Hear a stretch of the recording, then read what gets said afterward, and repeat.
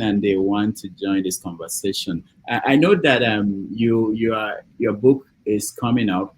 It's coming out this year about uh, MLK, that is Martin Luther King Jr., Mandela, and Chido Nwangwu. What is the connection? How did you bring the three together? Did they meet?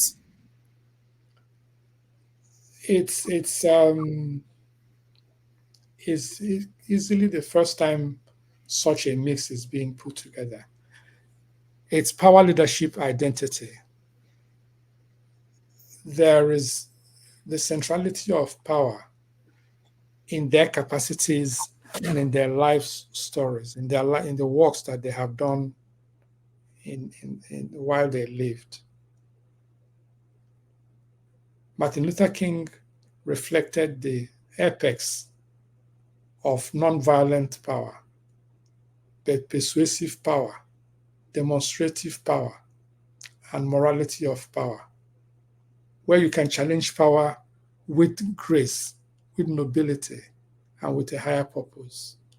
Nelson Mandela reflected power clearly in terms of leadership, clearly in terms of a strong will to stand against the forces of evil and darkness, like we noticed in apartheid South Africa.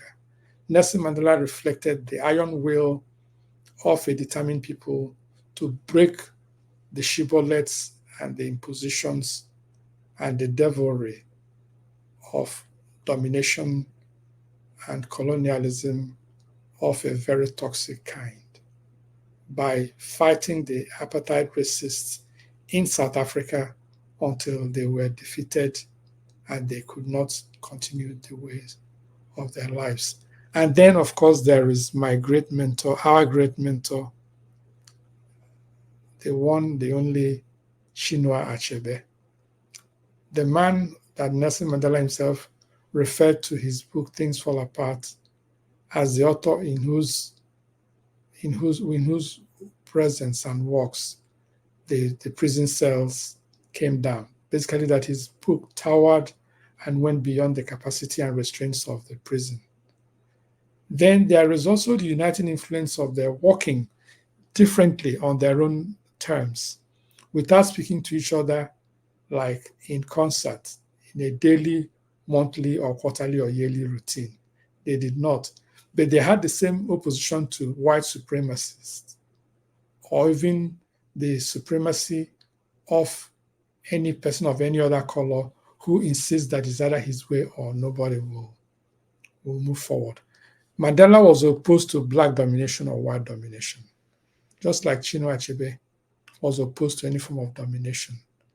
And he showed that the environments of African lives, the environments of African history, the environments and interactions between the colonial powers and the original African societies had consequences and impacts which carry forth to this day, but that we shouldn't let that happen by making sure that we control our own stories. The person who tells the stories, who is more important? Is it the man who fights the war in one war front, or the man who tells a story that captures the totality of the fights? You know, it's an interesting book. When is it coming out? It's going to come out